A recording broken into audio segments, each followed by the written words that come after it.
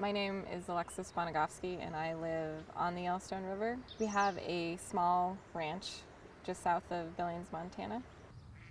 Back in 2011, the spring runoff was intense off the mountains. Yellowstone River came over its banks. That flooding scoured the river bottom, exposed Exxon's oil pipeline that runs underneath the river in Laurel, ruptured it, and all that oil that was running underneath the river came into everyone's pastures and fields and places where they lived. This is where the oil kind of settled on the cottonwood here. And this is the whole area. A lot of the trees have that. Right here, it's called, and you can see the goats have eaten the tops of it, but it's called henbane. And this had never been on our property before the oil spill. And it's all over this field. So what, we spray it, kill the weeds, try to plant it, hope for rain. And like, how many years is it gonna take to get this pasture back? You know, everyone says, well, it's the cleanup's over and done. It's like, well, there's a bunch of us who still have to deal with it years and years after.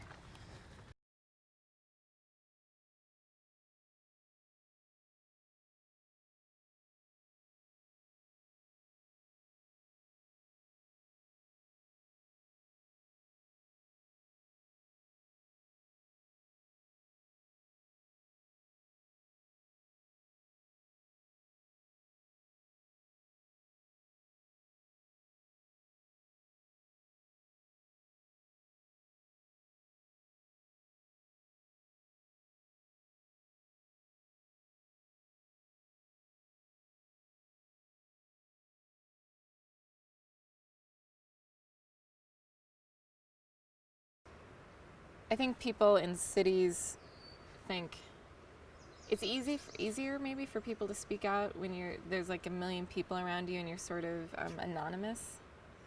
But when you're in a rural state like Montana and you're in rural communities, speaking out is a big deal. I'd go into town and they would just like glare at me, or they'd say something about that I was being too hard on Exxon. And so the people who do speak out in Montana, they're putting a lot on the line. They're putting their business, their jobs, their family, and the fact that they do it speaks to their character and their commitment to these issues.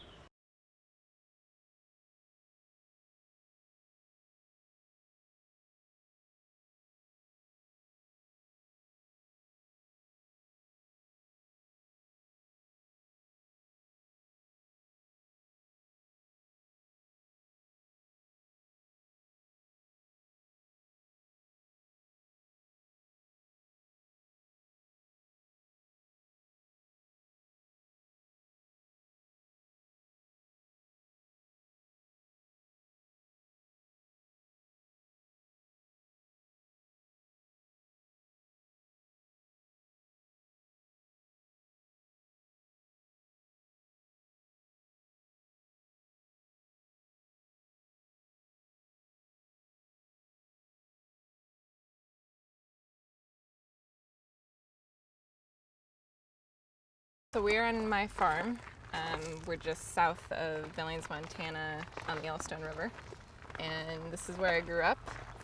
And we're walking to the spot on our place where the Exxon oil spill happened.